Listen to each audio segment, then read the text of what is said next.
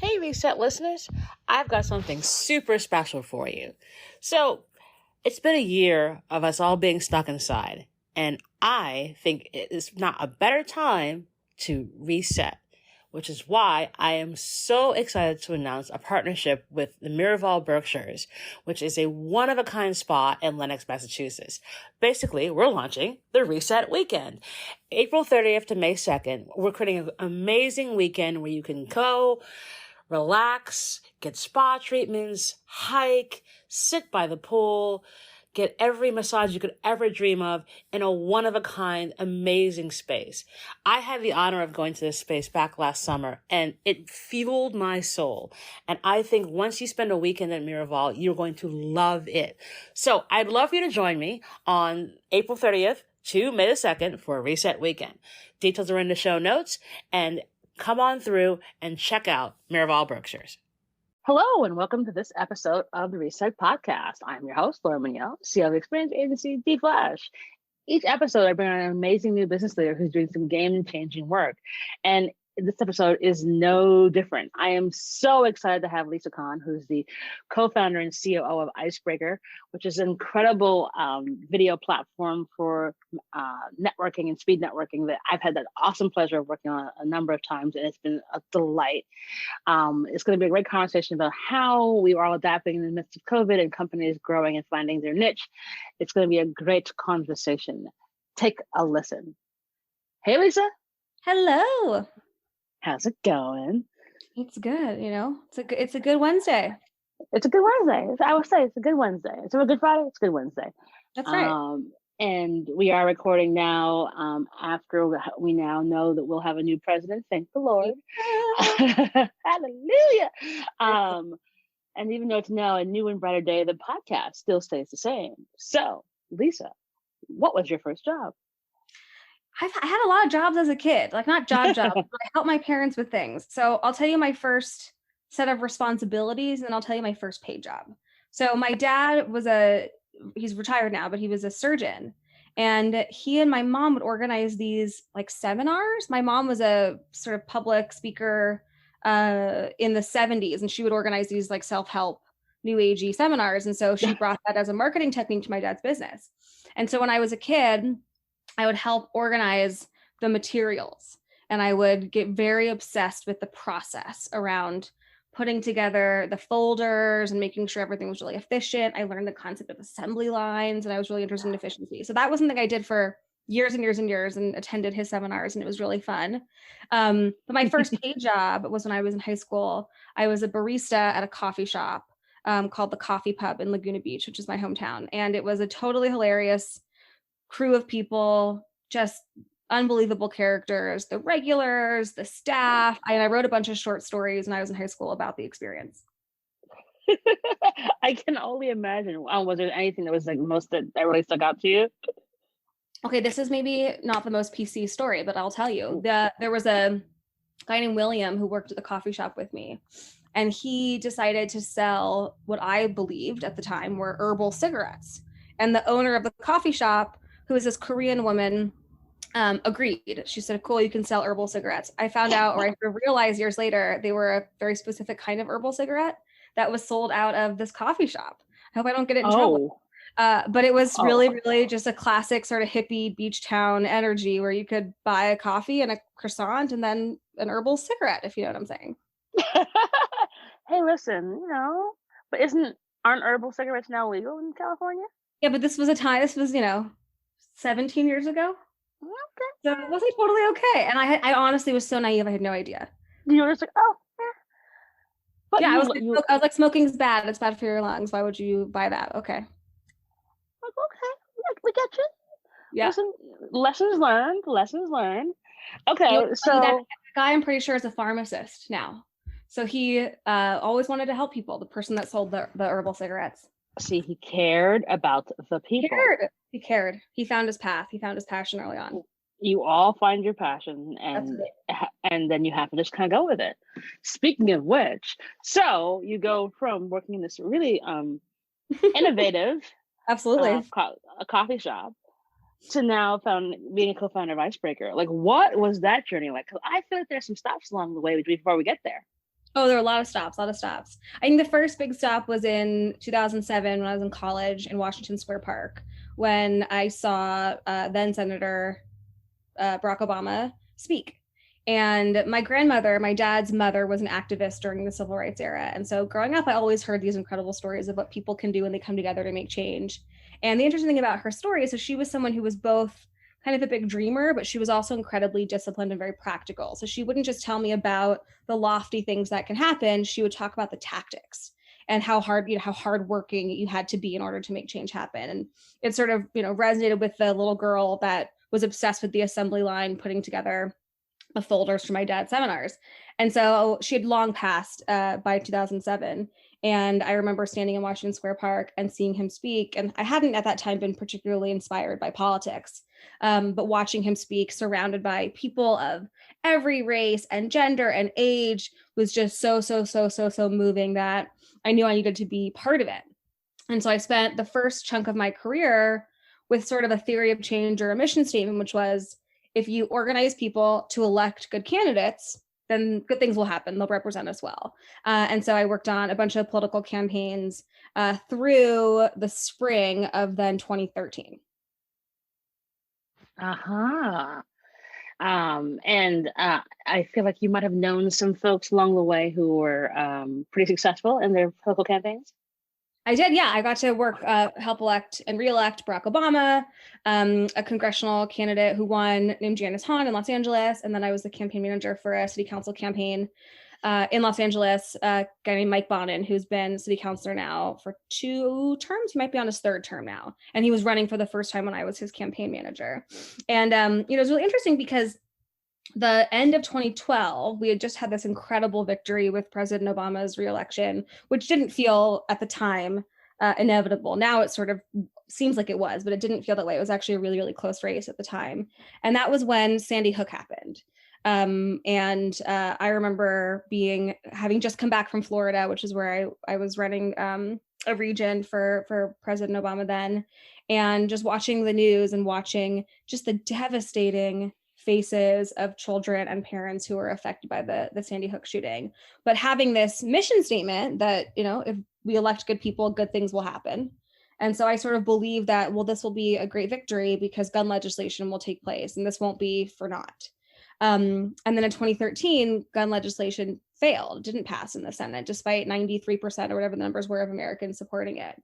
And that was another sort of big wake-up call for me after spending several years electing candidates, which was, okay, there's a lot that happens in between elections in the form of advocacy when most people aren't paying attention. And at that time, the sort of tech industry was just sort of starting to flex its power.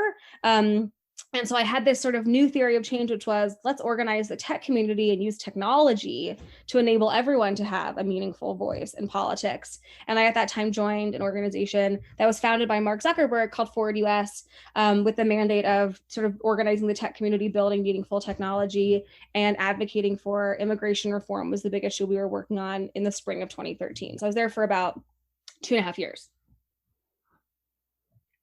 Awesome. And so what prompts you to, after being in politics and in the nitty gritty of all of that, to then want to start a tech company? Yeah, so I was very lucky. I think I talked to a lot of people who have spent their career in politics who are interested in doing something different, entering into the business world, entering into the tech world, and just aren't sure what they can offer and what value they can add.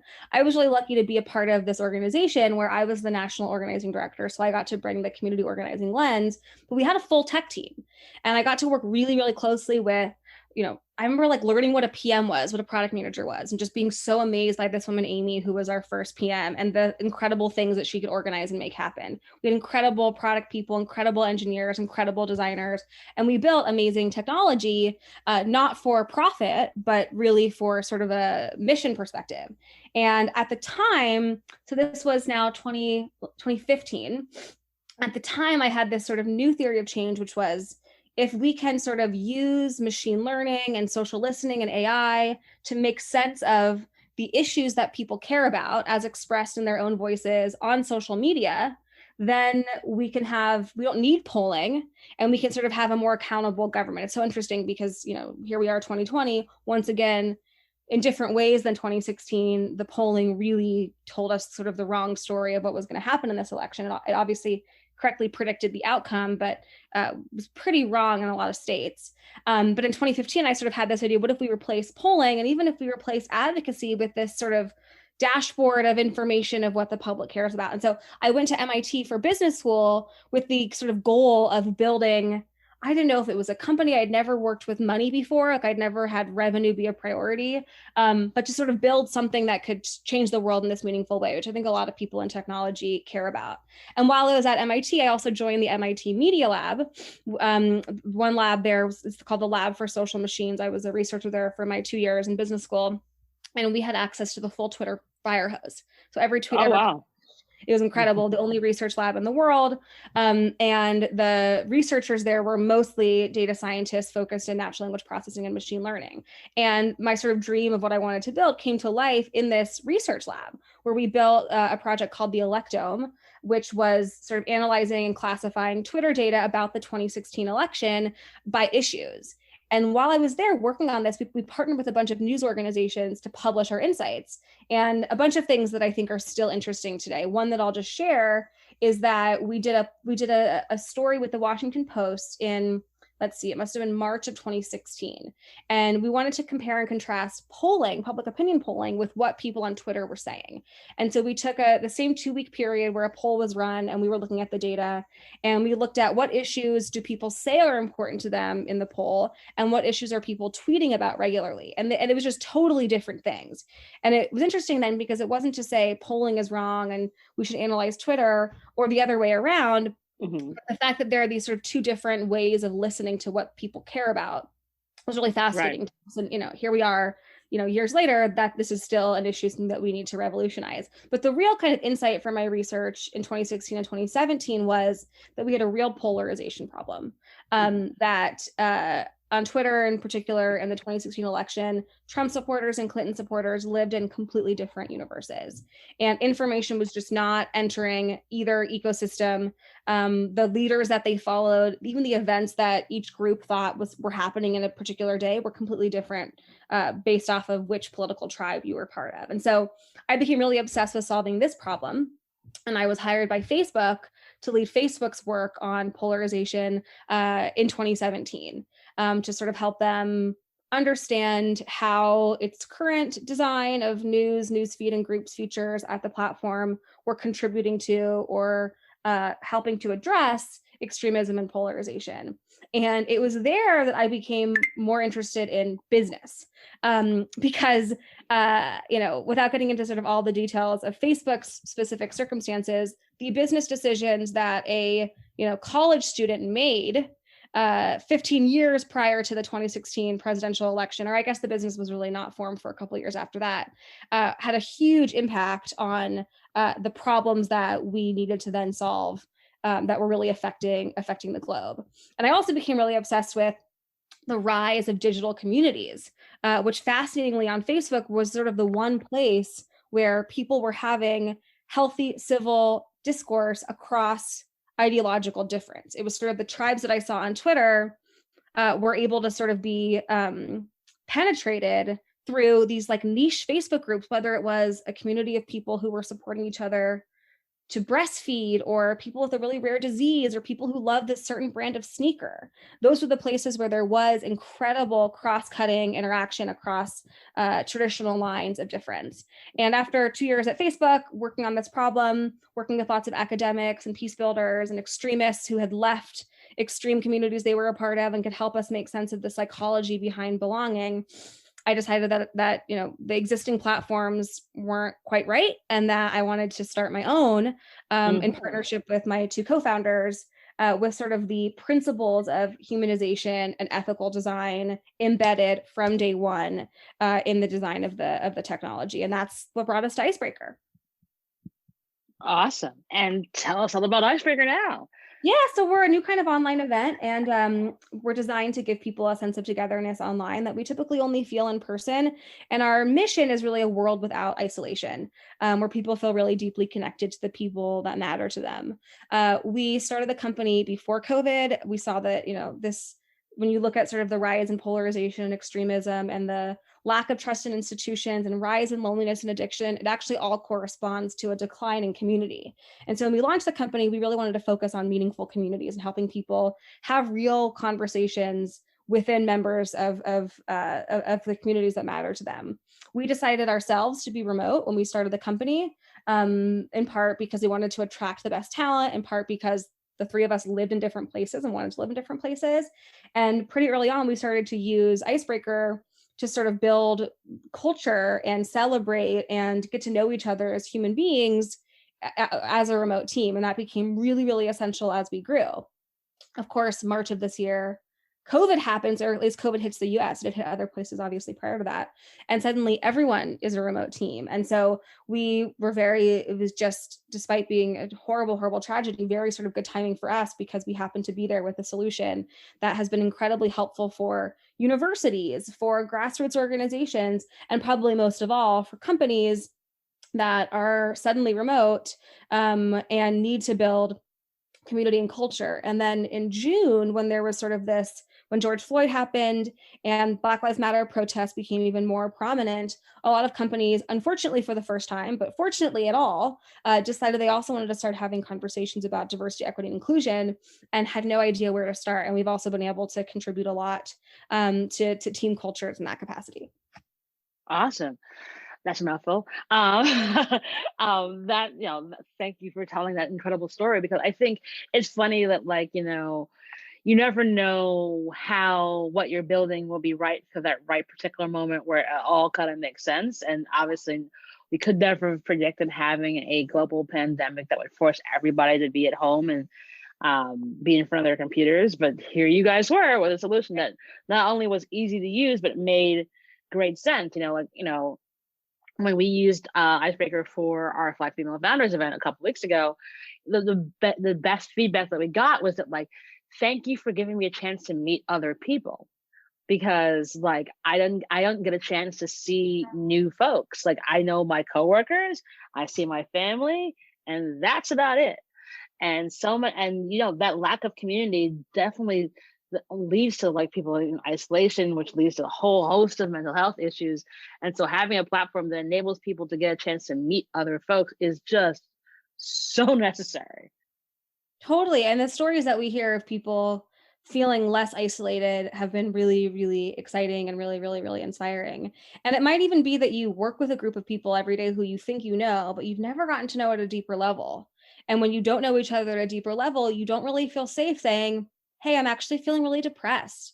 Or, hey, my partner is sick with COVID and it's going to impact how I show up today. When you sort of have real intimate connections with people, whether they're people you don't know or people that you think you know but you don't really know, it allows you to be more vulnerable and more honest and ask for what you need and then get that support and sense of belonging that you need.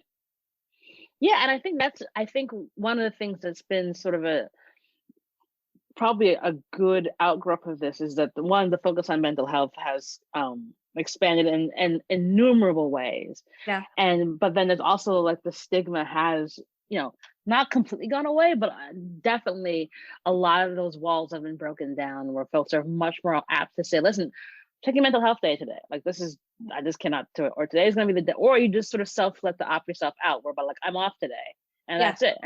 And I will happily watch Netflix all day long. And that's what we're going to do here. Yeah. Just to sort of, like, mentally and emotionally survive.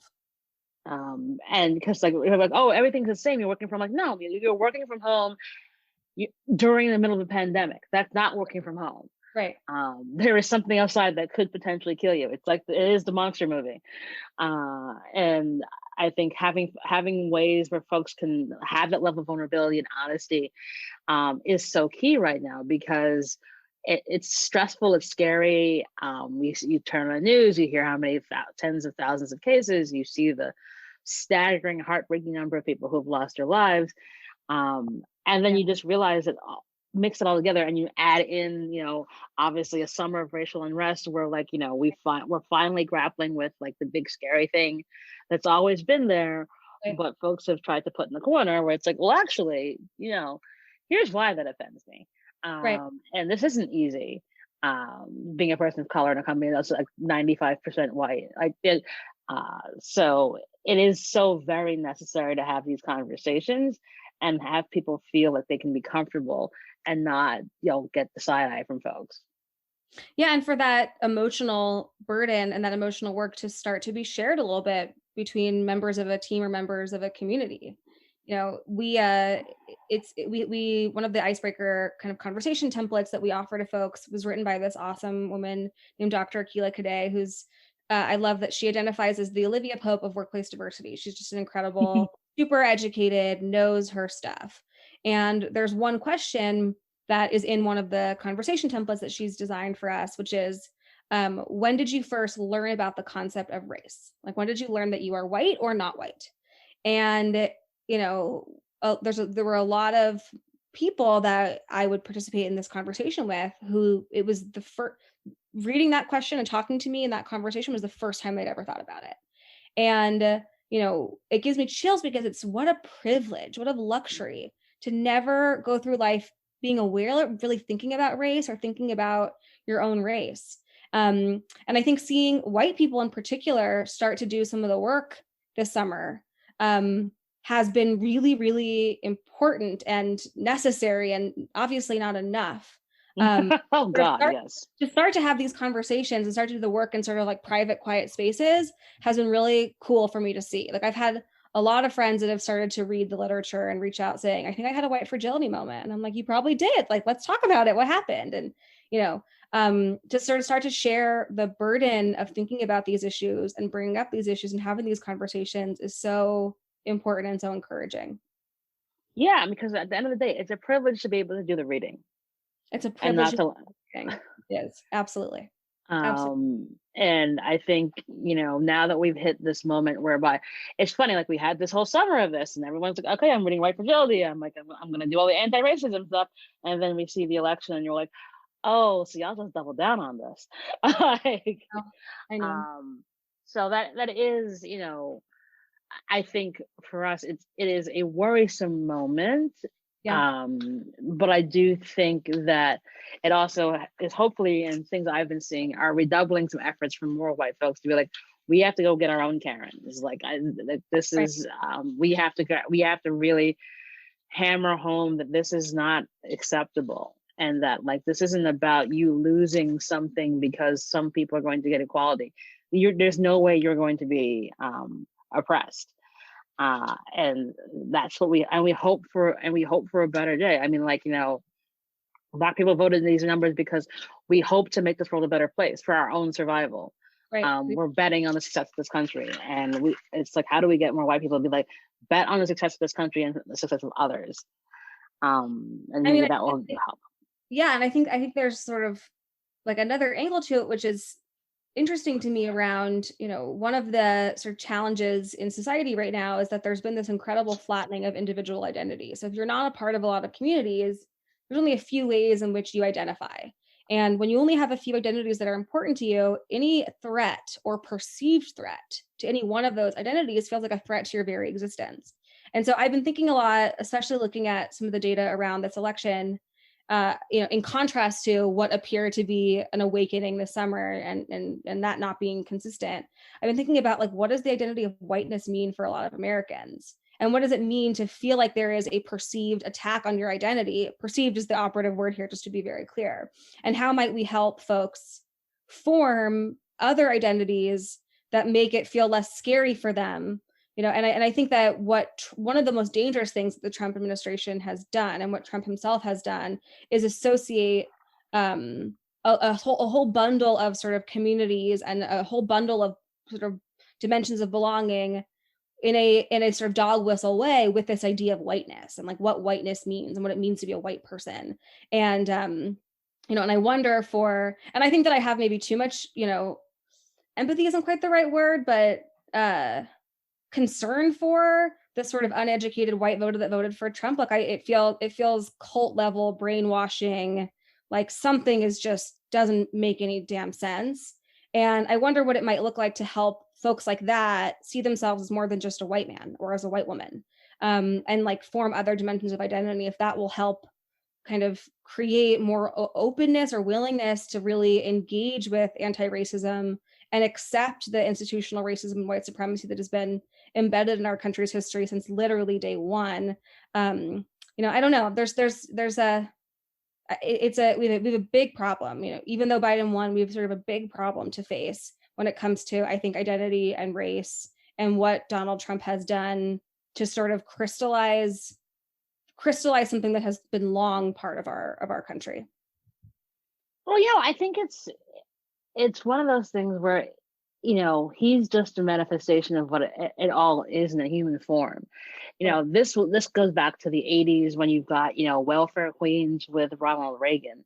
I saw something that was pretty interesting. It's like, this is 40 years of, Fox News, Newt Gingrich, think tanks telling you about like all these ridiculous studies that are clearly racially motivated, and feeding that into also communities who did not have the education to understand the context and nuance. It's like there's a reason why he keeps winning non-college educated people, and that's not a slight on people with different types of education experiences, but if you can force a crowd and feed a crowd that much information over the period of 40 years that, like, you're a blue state liberal because you have a master's degree.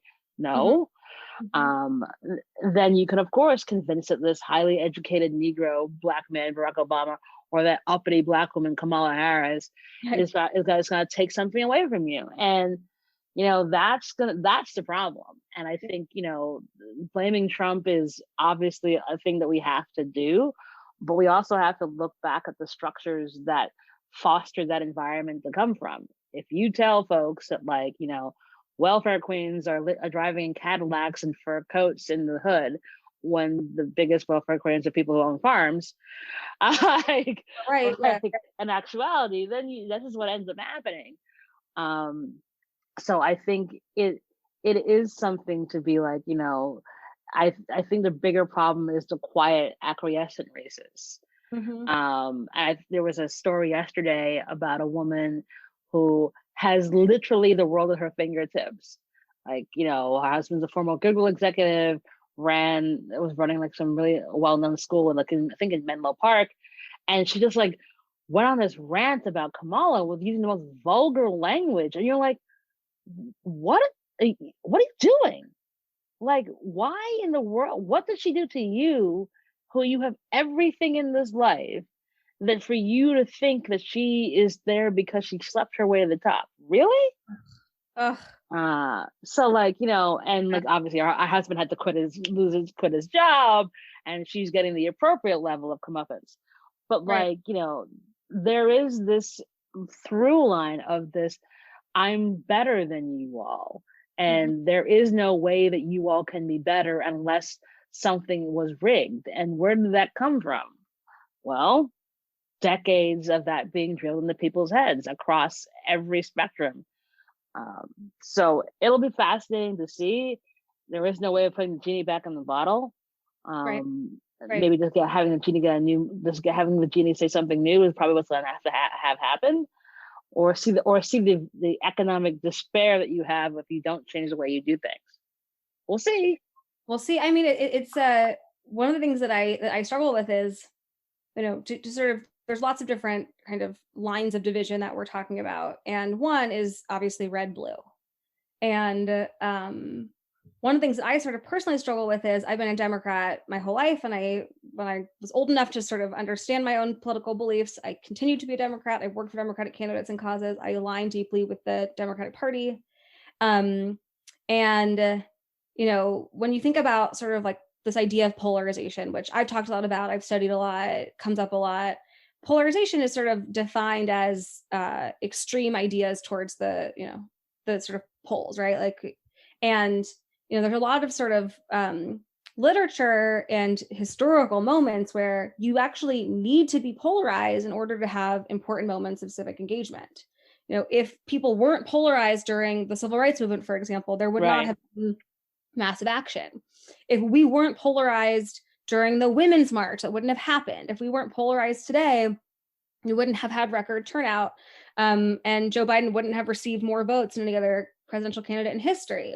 And so I sort of am personally struggling with how do I both maintain my own personal political ideology and hold the line of what is unacceptable beliefs, behaviors, and opinions from the other side, while also having some willingness and desire and appetite and need to find, quote unquote, common ground, or at least have empathy or compassion for a group of Americans that exist.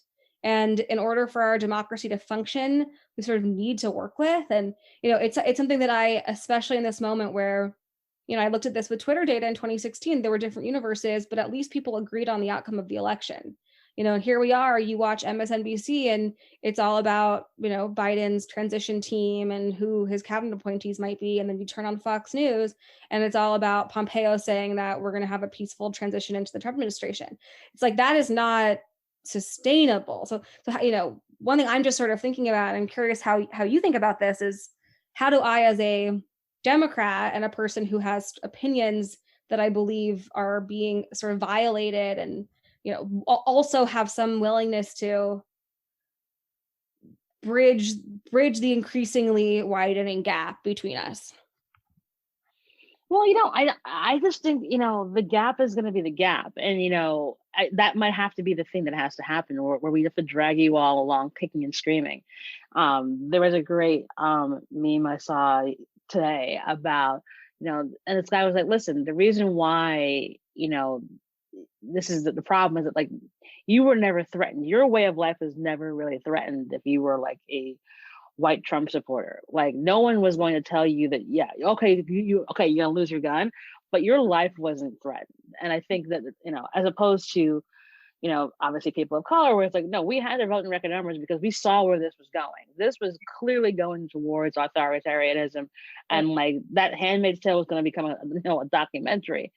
And for the other side, it's like, it's not even a matter of having empathy for you guys. It's like, at this particular moment, like, you have to have truth and reconciliation. And I think the problem is that we've never had that here.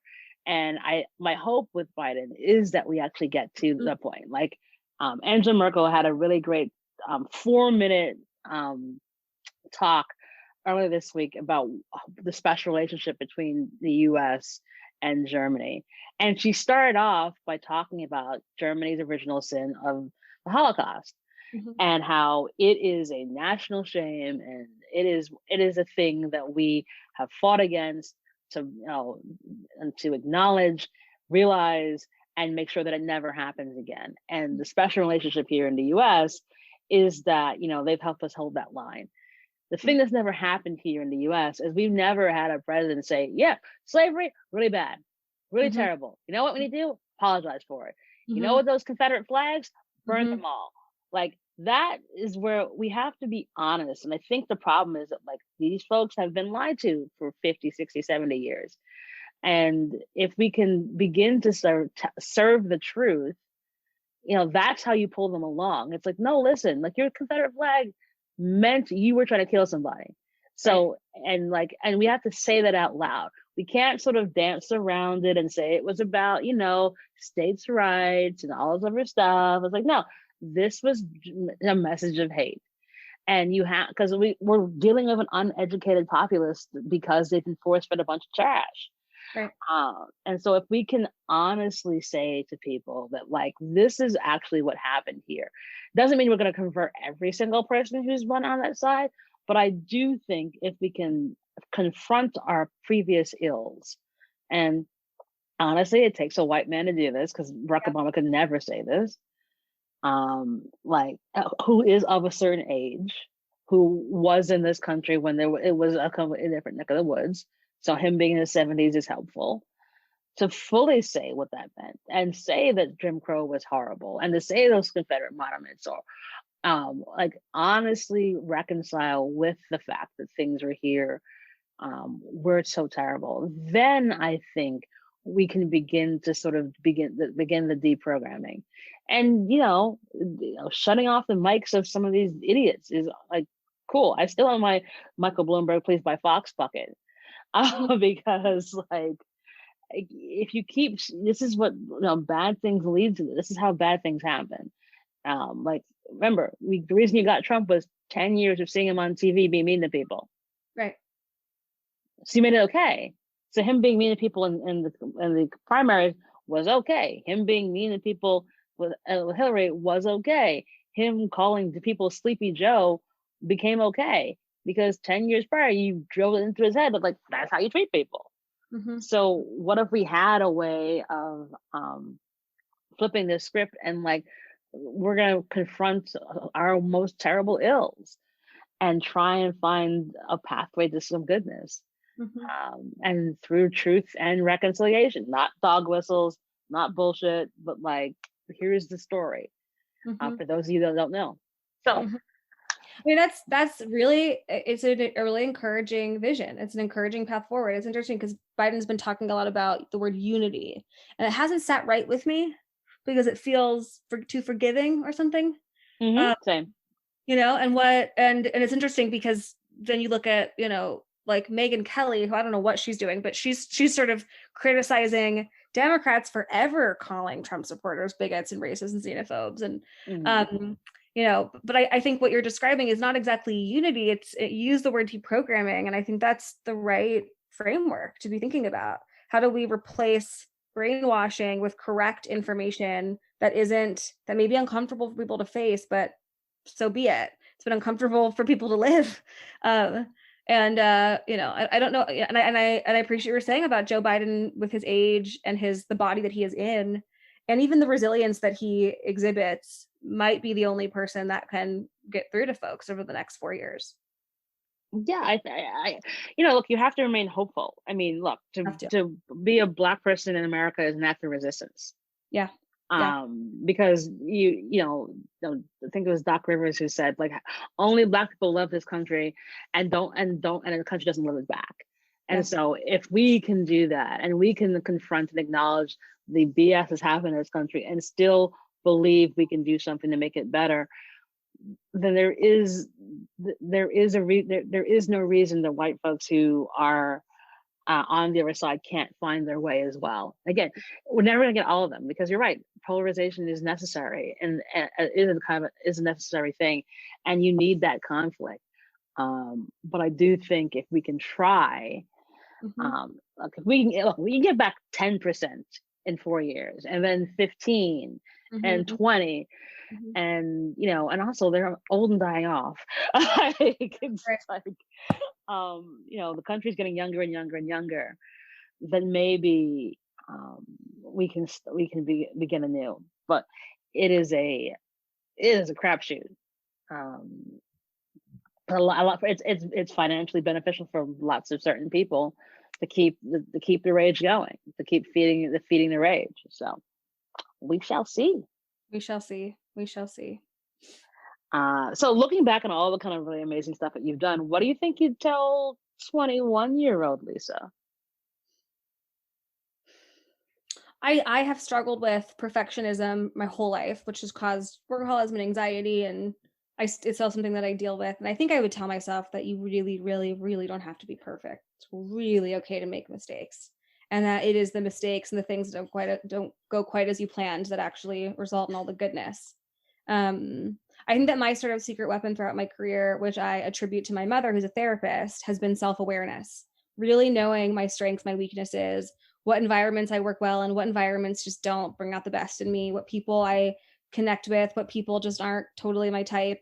And I wish that I understood when I was 21 that all of my 20s would just be about giving myself more data about myself.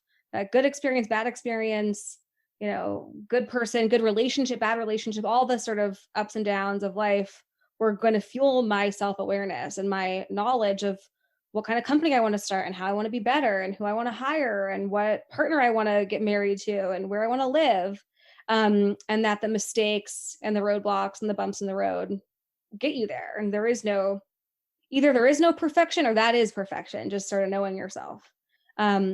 And I wish I had a better understanding of that when I was 21, because I was a pretty anxious type A person who felt like I had to do it all perfectly. Who isn't? I think some people are. I meet people and I'm like, how's your stress? Like, oh, I don't feel stress. I'm like, what?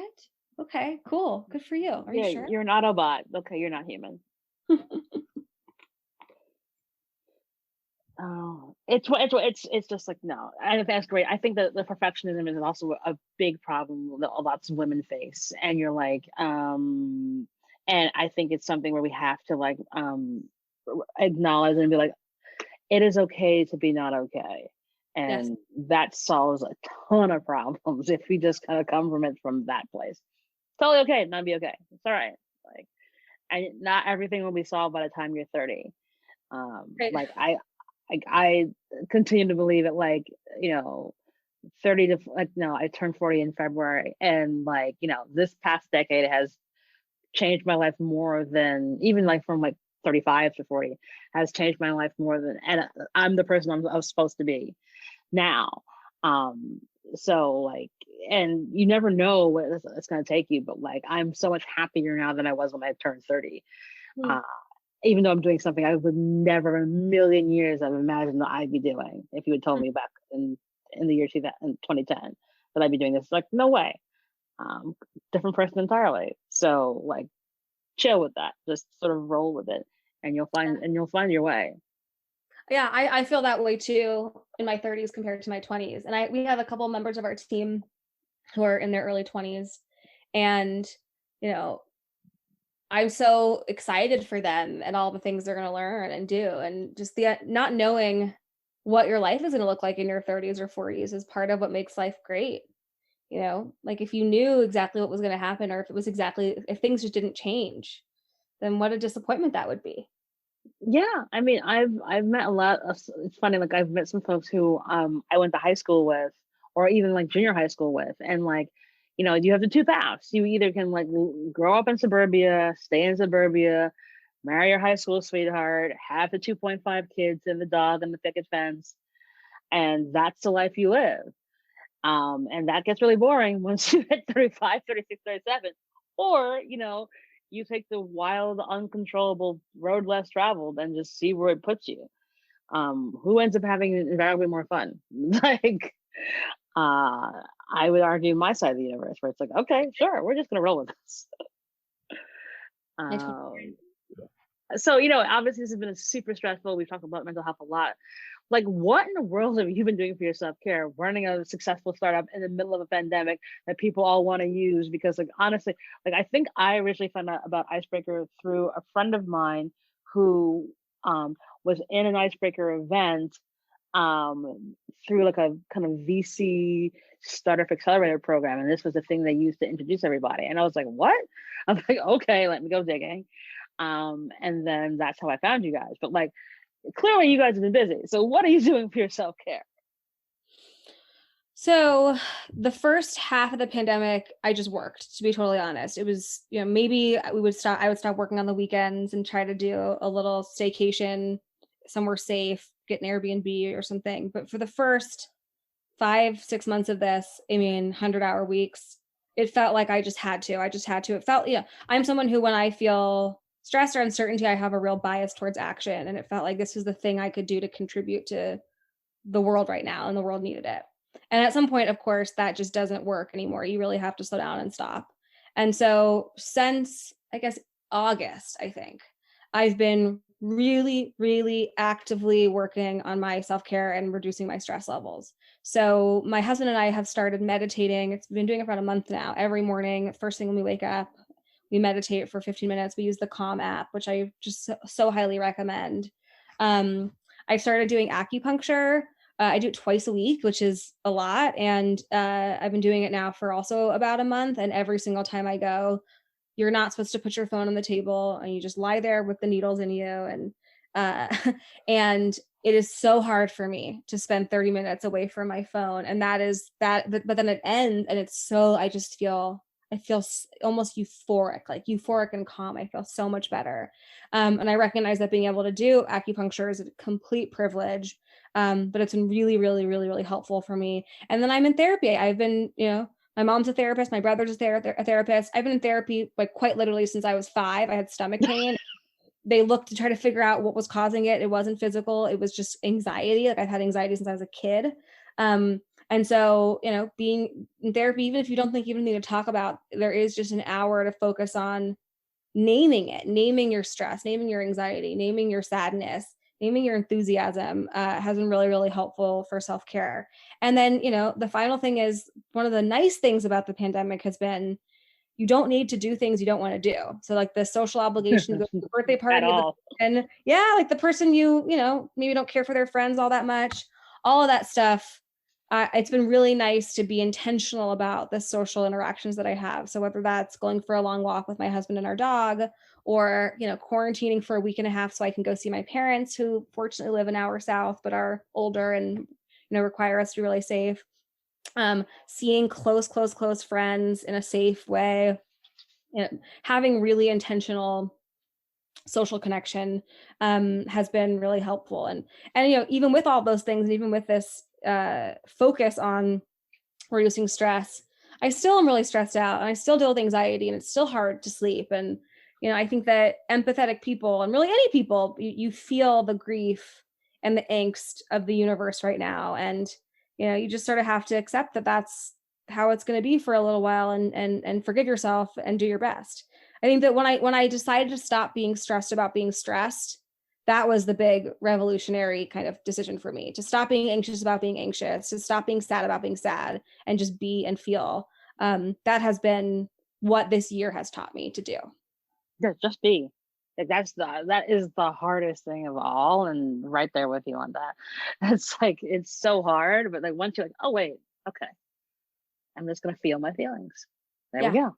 Yeah. That's awesome and fantastic, because I think people, again, like, I'm all about, please go to therapy. Everyone, do it, whatever that might look like to you. So that's group therapy, that's a coach, that's a therapist. Talk to someone who's not a family member or a friend.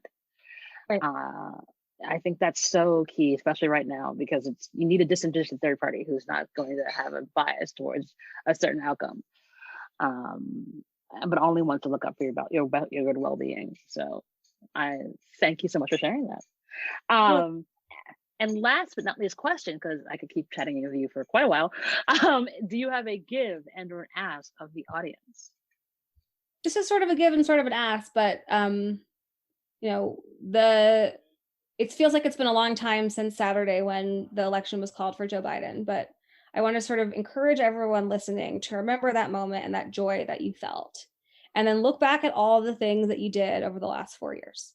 Whether it was you showed up at the Women's March in 2017, or you showed up at a Black Lives Matter protest this year, or you donated $5 to a candidate, or you called an elected official to hold them accountable, or you registered to vote for the first time, or you voted for the first time, or you voted for the 100th time, or you made phone calls into a battleground state. Like whatever it is that you did, you definitely did something over the last 4 years. And you are the reason, and the collective you, all of us, are the reason that we felt that joy and that hope on Saturday. And I just want to both ask and give that reminder, because we are so powerful. Our time, our activism, our organizing, it matters. And I hope that we feel proud of ourselves for what we were able to accomplish together, and that we let that pride and that joy and that feeling of empowerment never leave, and that we continue to give those $5 to that campaign, and we continue to march when we need to march, and protest when we need to protest, and vote every single damn time. Because if we don't, we lose control of building the future that we all want. So I just want to remind everyone of how powerful we all are, and encourage everyone to really take note, write yourself a letter of what the things that you did over the last 4 years, because we're going to have to keep doing all of that and more. Awesome. That's a great one. And so super timely, because we absolutely need to do this. Like, this is not a period of like take all that awesome joy that we all felt inside with the pots and pans and like the random screaming and cheering, and hold on to that. So, because not every day is going to be awesome going forward. So it's so important to remember that joy and then turn that joy into more action, because so much work to do for us to get to a brighter day. Lisa, it was such a delight having you on the show. We could just keep on chatting. You could. Thank you so very much. Thank you for having me. Yeah, this is, I feel like we talked about a lot more than I expected to talk about, but I really learned so much from you over the course of the last hour. So thank you for sharing your experience and your thoughts. Awesome. Thanks so much. And I encourage you all to check out Icebreaker video. I will throw in the links in the show notes so you can find and use the platform, which is phenomenal. Like I said, even if you want to do this among just a bunch of friends, you can set some interesting questions. You'll get to ask each other really fun things you probably didn't even know about your friends you've known for 20 years. So I encourage you all to check it out. And that is our show.